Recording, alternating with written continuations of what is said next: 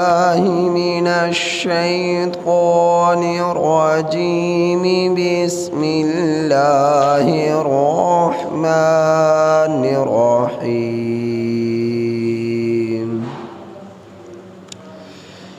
وإذا أنزلت سورة أن آمنوا بالله وجاهدوا مع رسوله استأذنك أولو القول منهم وقالوا ذرنا نكن مع القاعدين. رضوا بأن يكونوا مع الخوالف وطبع على قلوبهم فهم لا يفقهون. لكن الرسول والذين آمنوا معه جاهدوا بأموالهم وأنفسهم وأولئك لهم الخيرات وأولئك هم المفلحون. أعد الله لهم جنات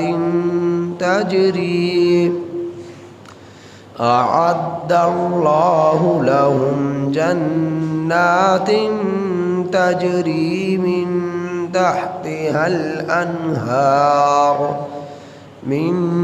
تحتها الأنهار خالدين فيها. ذلك الفوز العظيم. یہ سورہ توبہ کے آیت نمبر 86 تا 99 آپ حضرات کے سامنے تلاوت ہوئی. ان آیات کریمہ کا ترجمہ یہ ہے: وَإِذَا أُنزِلَتْ، اور جب نازل کی جاتی، اتاری جاتی، سورۃ، کوئی سورت، ان آمنو، یہ کہ تم ایمان لے آؤ، باللہ، اللہ پر، وجاہدو، اور جہاد کرو تم لوگ، مع رسولہ، اللہ کے رسول صلی اللہ علیہ وسلم کے ساتھ مل کر، استأذنک، وہ لوگ آپ سے رخصت طلب کرتے آپ سے، اولو القول، طاقت والے لوگ، منہم، ان لوگوں میں سے، وقالوا، اور کہتے، ذرنا، ہمیں چھوڑ دیجئے، نکن مع القاعدین، ہم بیٹھنے والوں کے ساتھ ہیں. رضوا، وہ لوگ راضی ہیں، بأن یکونوا، اس بات پر کہ ہوں وہ، مع الخوالف، پیچھے رہنے والی عورتوں کے ساتھ، وطبع، اور مہر لگا دی گئی، علی قلوبہم، ان لوگوں کے دلوں پر، فہم لا یفقہون، سو یہ لوگ سمجھتے نہیں ہیں. لیکن الرسول، لیکن رسول صلی اللہ علیہ وسلم، والذین آمنوا، اور وہ لوگ جو ایمان لائے، معہ، اللہ کے رسول صلی اللہ علیہ وسلم کے ساتھ، جاہدوا، جہاد کیا، باموالہم، اپنے مالوں کو لے کر، وانفسہم، اور اپنی جانوں کو لے کر، وأولئک لہم الخیرات، اور یہی لوگ ہیں کہ ان کے لیے بھلائیاں ہیں. وَأُولَئِكَ اور یہ لوگ ہیں کہ ہم المفلحون کہ یہ لوگ فلاح پانے والے ہیں، کامیاب ہونے والے ہیں۔ اعد اللہ لہم اللہ نے تیار کیا ہے، تیار کر رکھا ہے، لہم ان لوگوں کے لیے، جنات باغات کو، تجری من تحتها الانہار بہتی ہیں ان کے نیچے سے نہریں، خالدین فیہا ہمیشہ رہیں گے ان باغات میں، ذالک الفوز العظیم یہ بڑی کامیابی ہے۔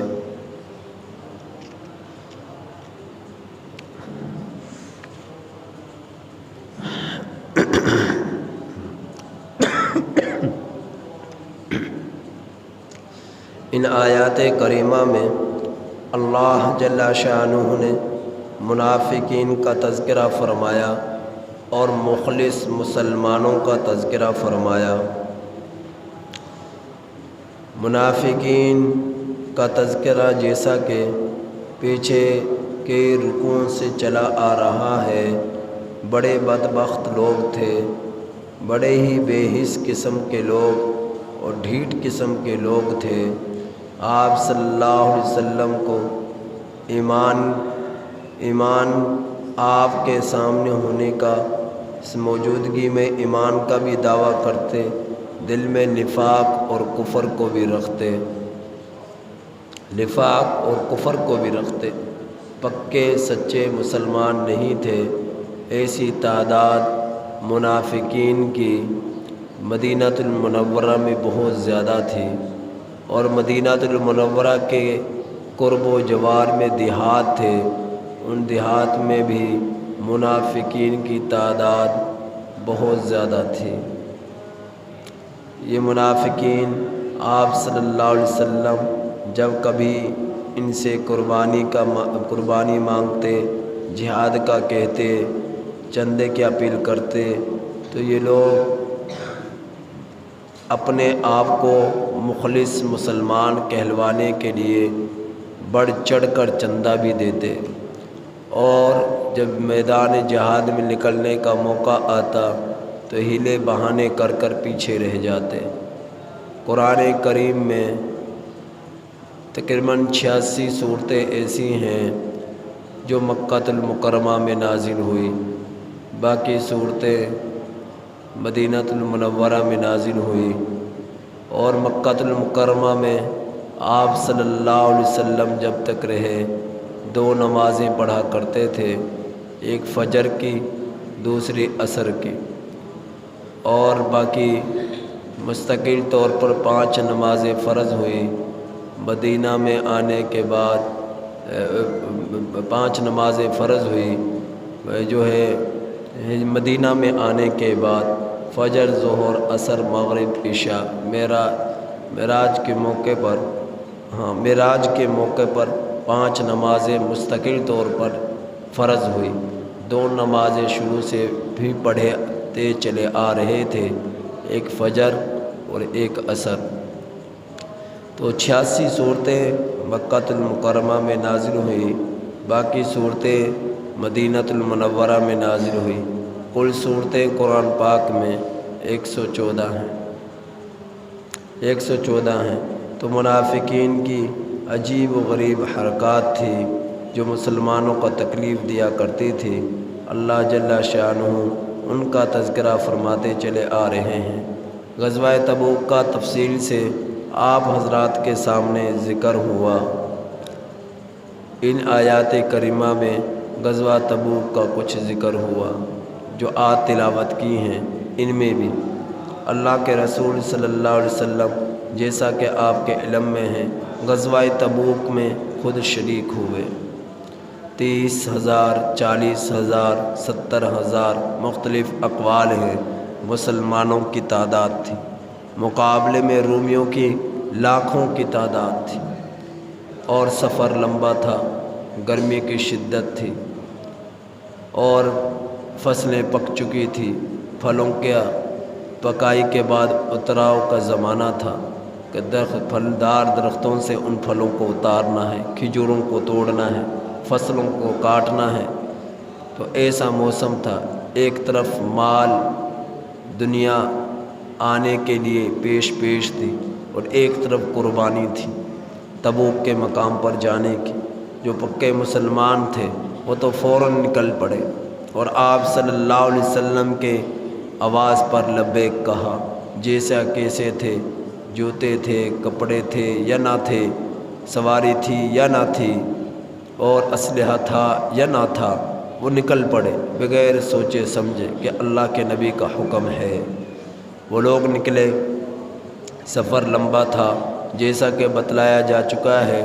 جس وقت یہ لوگ نکلے ہیں تو ان کے ریتلی پتھریلی زمین پر چل چل کر ان کے پاؤں میں چھالے پڑ گئے، پاؤں کے ناخن اتر گئے اور پیاس شدت کی محسوس ہو۔ عرب کی زمین پر پانی کی کمی تھی، سائے دار درختوں کی کمی تھی، لمبا سفر تھا۔ اب جہاں کہیں کوئی چشمہ نظر آ جاتا تو اس دیکھنے والے کے لیے خوشی کی کوئی انتہا نہ رہتی۔ تو اللہ تعالیٰ جو جنت کا تذکرہ فرماتے ہیں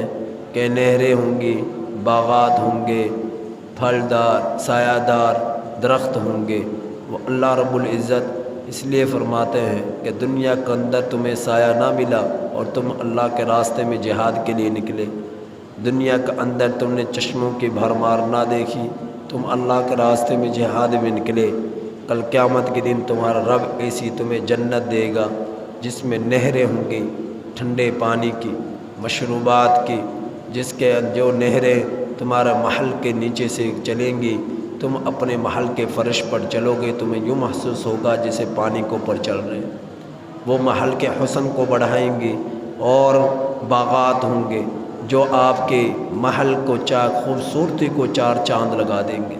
اور وہاں سے نکلنے کو کبھی دل نہ چاہے گا۔ اللہ رب العزت ایسی جنت تمہیں دے گا تمہارے مرنے کے بعد۔ تو ان آیات جب غزوہ تبوک میں نکلے اور منافقین کو اس بات کا یقین تھا کہ مسلمان اب بچ کر واپس نہیں آئیں گے، یہ لاکھوں کی تعداد رومیوں سے لڑنے کے لیے جا رہے،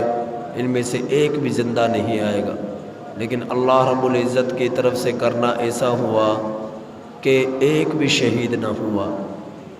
سب کے سب زندہ سلامت واپس آئے۔ ہاں 2-3 تبھی موت مرے، وفات پائی 2-3 نے، لیکن جنگ میں لڑنے کی بنا پر کوئی شہید نہ ہوا، وہ سب کے سب واپس لوٹے۔ منافقین کو جبکہ اس بات کا یقین نہ تھا کہ وہ جو ہے واپس لوٹ کر آئیں گے زندہ، وہ سمجھ رہے یہ سب کے سب مریں گے، کوئی بھی زندہ نہیں بچے گا، لیکن اللہ نے انہیں بچایا اور وہ واپس لوٹے۔ جس وقت واپس لوٹے تو آپ صلی اللہ علیہ وسلم مدینہ میں تشریف لائے تو وہ سب کے سب منافقین ہکے بکے رہ گئے کہ یہ زندہ بچ کر کیسے آ گئے۔ یہ آیت کریمہ جو آپ حضرات کے سامنے تلاوت ہوئی ہے، ان میں اللہ جل شانہ یوں فرما رہے ہیں کہ وَإِذَا أُنزِلَتْ سُورَةٌ، اور جس وقت کوئی صورت نازل کی جاتی کہ تم ایمان لے آؤ اللہ پر اور اللہ کے رسول صلی اللہ علیہ وسلم کے ساتھ مل کر جہاد کرو، تو یہ لوگ استأذنک کا آپ صلی اللہ علیہ وسلم سے رخصت طلب کرتے ہیں۔ کون لوگ؟ اولو القول منہم، ان منافقین میں سے طاقت والے لوگ جن کے پاس اسلحہ بھی ہے، جن کے پاس مال بھی ہے، جن کے پاس جوانی بھی ہے، طاقت ہے، کوئی کمزوری نہیں، کوئی ضعف نہیں، کوئی بیماری نہیں، لیکن اس کے باوجود چونکہ دل میں نفاق تھا تو بہانے کر طرح طرح کے بہانے بنا کر آپ صلی اللہ علیہ وسلم سے رخصت طلب کی کہ ہمیں یہاں پر رہنے دیا جائے۔ جیسا کہ پہلے بیان کیا جا چکا، ایک نے آ کر کہا میری والدہ مرنے کے قریب ہے اور میرے پیچھے کوئی نہیں جو میری ماں کے مرنے کے بعد اسے زمین میں دفنا دے، قبر میں اتار دے، تجہیز و تکفین کا انتظام کر لے، ایسا کوئی نہیں۔ تو ایسا عذر بیان کر دیا کہ اللہ کے رسول صلی اللہ علیہ وسلم نے اجازت عطا فرما دی، ٹھیک ہے تم یہیں پر رہو۔ ایک آیا، اس نے اپنے غلام کو بھگا دیا جان بوجھ کر کہ جاؤ 2-4 دن کی چھٹی کر آؤ۔ اور آپ صلی اللہ علیہ وسلم کے پاس آ کر کہنے لگا، اے اللہ کے رسول صلی اللہ علیہ وسلم، فصلیں پک چکی ہیں، پیداوار جو ہے مل رہی ہے اور پھل پک چکے ہیں، اور غلام میرا کوئی نہیں، نوکر چاکر میرے پاس کوئی نہیں، میرے پیچھے خاندان میں کوئی نہیں کہ جو ان فصلوں کی کٹائی کر لے، تو یہ سب کی سب برباد ہو جائے گی، آپ مجھے اجازت عطا فرما دیجئے، میں ادھر ہی رہوں۔ نبی کریم صلی اللہ علیہ وسلم نے اسے بھی اجازت عطا فرما دی، اسے بھی اجازت عطا فرما دی۔ تو یہ اس طرح کے بہانے کیا کرتے جبکہ اس کی کوئی حقیقت نہ تھی، چھوٹے موٹے معاملات کو بڑھا چڑھا کر نبی کریم صلی اللہ علیہ وسلم کے سامنے بیان کیا۔ تو اللہ تعالیٰ نے فرمایا کہ جو طاقت والے لوگ تھے ان منافقین میں سے، وہ آپ صلی اللہ علیہ وسلم سے رخصت طلب کرنے لگے، ہمیں جہاد پر نہ لے کر جائیں، ہمیں یہیں پر رہنے دیا جائے۔ اور اللہ فرما رہا ہے کہ جب کوئی صورت نازل ہوئی جاتی کہ تم ایمان لے آؤ اللہ پر اور اللہ کے رسول صلی اللہ علیہ وسلم پر، جہاد کرو اللہ کے رسول صلی اللہ علیہ وسلم کے ساتھ مل کر، تو منافقین کے دل میں تو نفاق تھا، وہ تو پکے مسلمان نہ تھے، اب وہ کیسے جہاد پر جاتے؟ تو ایمان کی کمی تھی۔ اور یاد رکھیے گا، جب تک مکہ المکرمہ میں تھے 3 چیزوں پر سب سے زیادہ زور تھا۔ نمبر 1 ایمان باللہ، اللہ پر ایمان لانا۔ نمبر 2 آپ صلی اللہ علیہ وسلم کے رسالت کی تصدیق، آپ صلی اللہ علیہ وسلم کی رسالت کی تصدیق، آپ صلی اللہ علیہ وسلم کو نبی مان کر، نبی سمجھ کر، نبی ہونے کا یقین رکھ کر آپ پر ایمان لانا۔ نمبر 3 قرآن کریم پر ایمان لانا، قرآن کریم پر ایمان لانا، شرک کی تردید۔ نمبر 1 اللہ پر ایمان لانا، رسول اللہ صلی اللہ علیہ وسلم پر ایمان لانا، شرک کی تردید کرنا، اور جو ہے قرآن کریم کے احکامات پر عمل کرنا۔ ان 3-4 چیزوں پر سب سے زیادہ زور تھا جب تک مکہ المکرمہ میں رہے۔ اور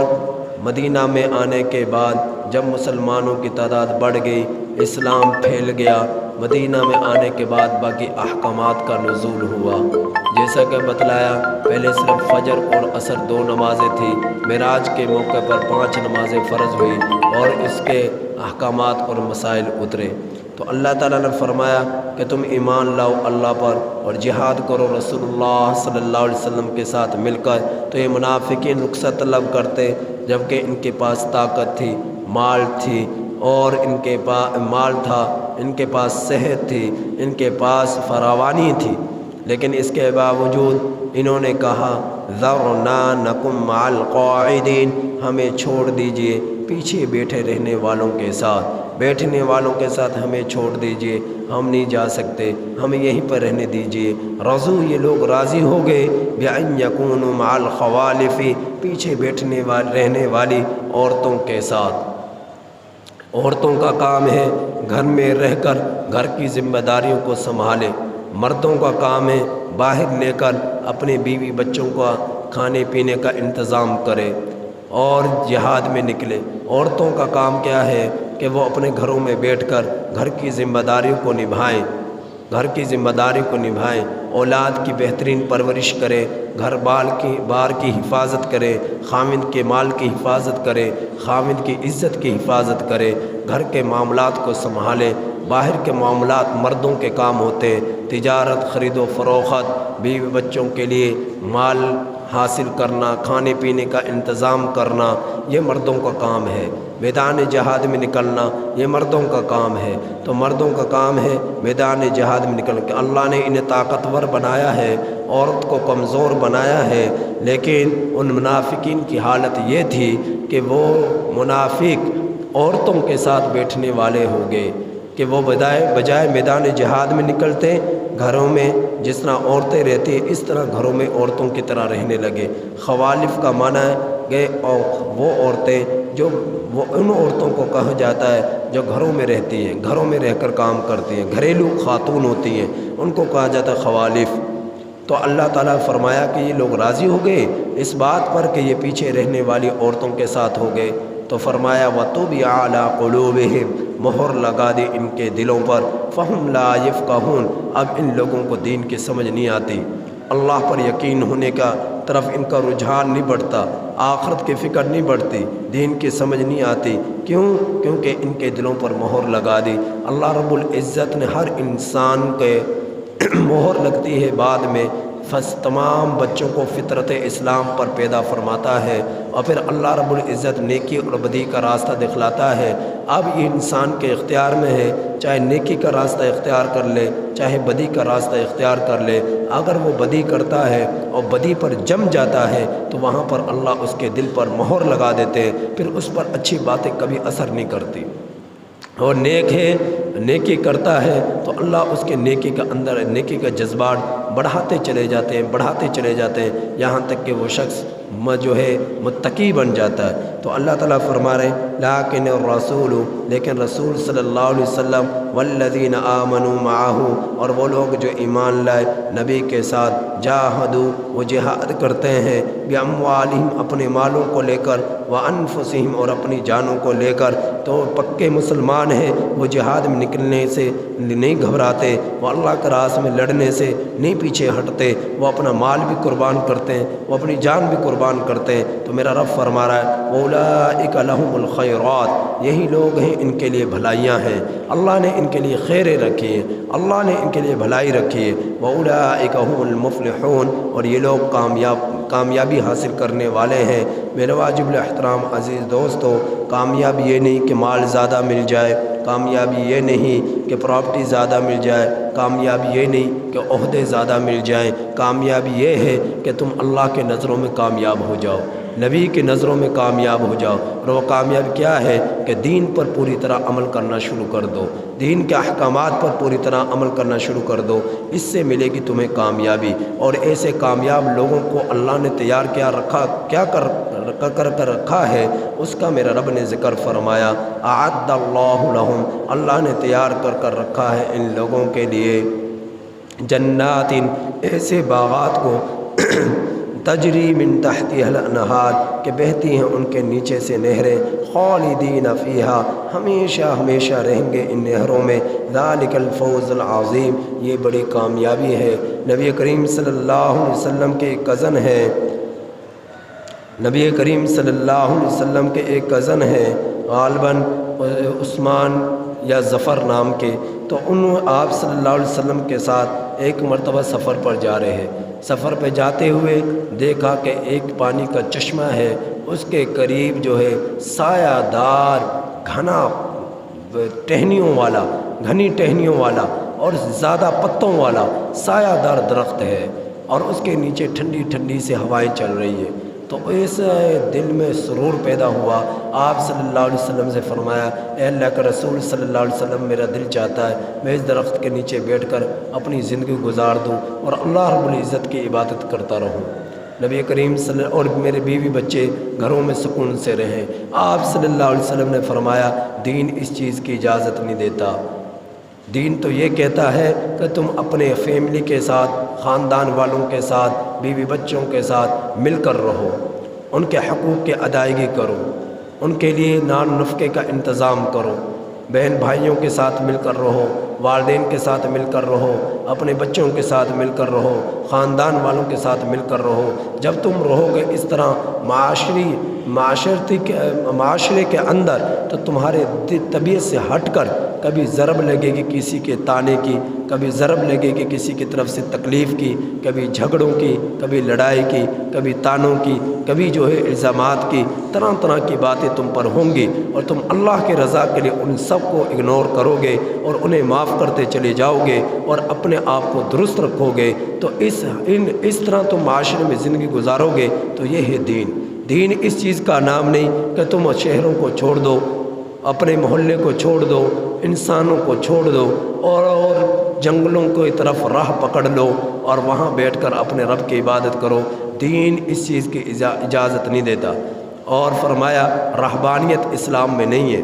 یہ دیے کہ مول اپنے شہر کو چھوڑ کر، خاندان کو چھوڑ کر، لوگوں کو چھوڑ کر تم جنگلات کی طرف راہ پکڑ لو اور وہاں بیٹھ کر رب کی عبادت کرو، یہ اسلام تمہیں اس چیز کی اجازت نہیں دیتا۔ اسلام کہتا ہے اپنوں کے ساتھ مل کر رہو، رب کے مخلوق خدا کے ساتھ مل کر رہو، تجارت بھی کرو لیکن دیانت داری کے پہلو کو سامنے رکھو، سچائی، امانت داری، دیانت داری، خالص ملاوٹ سے پاک ایسا کاروبار کرو۔ تو اس سب کے ساتھ جب تم رہو گے تو اللہ اس پر تمہیں اجر عطا فرمائے گا، اللہ رب العزت تمہیں اجر عطا فرمائے گا۔ ایک طرف جو ہے بے دینی یہ کہتی ہے تو جھوٹ بول، تو سود کھا، تو رشوت لے، لیکن کما کر تو لانا ہے نا، بیوی بچوں کے لیے ضروریات کو تو پورا کرنا ہے، تجارت تو کرنی ہے، دکان تو چلانی ہے، ہل تو چلانا ہے، کھیتی باڑی کا انتظام تو کرنا ہے، لیکن سب کے پیچھے کیا ہے؟ یہ پیٹ تو ضروریات، بیوی بچوں کی ضروریات، لیکن ان سب کو کرتے ہوئے تم نے سچائی کے دامن کو نہیں چھوڑنا، دیانتداری کے دامن کو نہیں چھوڑنا، سچ کے دامن کو نہیں چھوڑنا۔ جب تم ایسا کرو گے تو یہ تمہاری دنیا داری نہیں، تم دیندار ہو، لیکن ان سب چیزوں سے بھاگو گے کہ دنیا میں تو دھوکہ ہے، لوگ نفرت کرتے ہیں، لوگ حسد کرتے ہیں، لوگ جھگڑے کرتے ہیں، اپنے جو ہے نفرت انگیز نظروں سے دیکھتے ہیں، لہٰذا میں چھوڑ دوں خاندان کو، چھوڑ دوں میں بازار کو، چھوڑ دوں میں شہروں کو، چھوڑ دوں میں دیہات کو، چھوڑ دوں میں انسانوں کو اور جنگلوں میں جا کر بیٹھ جاؤں۔ تمہارا رب تمہیں اس چیز کی اجازت نہیں دیتا، تمہارا نبی تمہیں اس چیز کی اجازت نہیں دیتا۔ ہاں، ان سب یہ سب قربانیاں دو، لوگوں کے ساتھ رہو، لوگ تم سے نفرت کریں تو محبت کرو، لوگ تم سے جھگڑا کریں تم ان کے ساتھ تعلقات کو جوڑو، لوگ تم سے حسد کریں تو محبت کا ثبوت دو، تم اپنے بیوی بچے خاندان والوں کے حقوق کی ادائیگی کرو، اللہ کے مخلوق کے حقوق کی ادائیگی کرو، ان سب چیزوں کے ساتھ مل کر رہو، پھر تمہارا رب تم سے راضی ہوگا۔ اس بات سے تم سے راضی نہیں ہوگا کہ تم جنگلات کے راہ اختیار کر لو۔ تو آپ صلی اللہ علیہ وسلم کے صحابی نے جب آپ سے اجازت مانگی تو فرمایا، منع کر دیا، نہیں، بیوی بچوں کے تم پر حقوق ہیں، ان کے ساتھ مل کر رہو، یہ دین تمہیں اس چیز کی اجازت نہیں دیتا۔ تو یہ ان کے اندر یہ جو جذبات پیدا ہوئے گھنے درخت کو دیکھ کر اور چشمے کو دیکھ کر، کیونکہ ان کو قدر تھی، ان کے پاس پانی نہ تھا، سایہ دار درخت نہ تھے عرب کی سرزمین پر۔ آج ہمارے پاس سب کچھ ہے، پانی بھی ہے، درخت بھی ہے، اللہ کی دی ہوئی نعمتیں سب کچھ ہے، لیکن ہم کیا کرتے ہیں؟ ناقدری کرتے ہیں، ہمیں اس چیز کی قدر نہیں ہے، ان لوگوں کو قدر تھی۔ اس لیے اللہ نے قرآن میں ایسی چیزوں کا ذکر فرمایا کہ آج دنیا کے اندر رہتے ہوئے تم دین کے خاطر ان سب چیزوں کی قربانیاں دو گے، تمہارا رب نے یہ ساری چیزیں ان سے بڑھ کر جنت میں تیار کر رکھی ہے، اور جب تمہیں جنت ملے گی تو جنت میں داخل ہو جانے کے بعد تمہیں دنیا آخرت کی سب سے بڑی کامیابی مل گئی، ذالک الفوز العظیم۔ تو یہ سب سے بڑی کامیابی ہے، لہٰذا مجھے اور آپ سارے انسانوں کو چاہیے اس کامیابی کی طرف دوڑے، جو کامیابی تمہیں تمہارے رب نے بتلائی ہے، جو کامیابی تمہیں تمہارے نبی نے بتلائی ہے، اور وہ کامیابی کیا ہے؟ دین اسلام کے احکامات پر عمل کرنا۔ اللہ تعالیٰ سے دعا ہے کہ اللہ تعالیٰ ہمیں ان تمام باتوں کی صحیح سمجھ عطا فرمائے اور عمل کے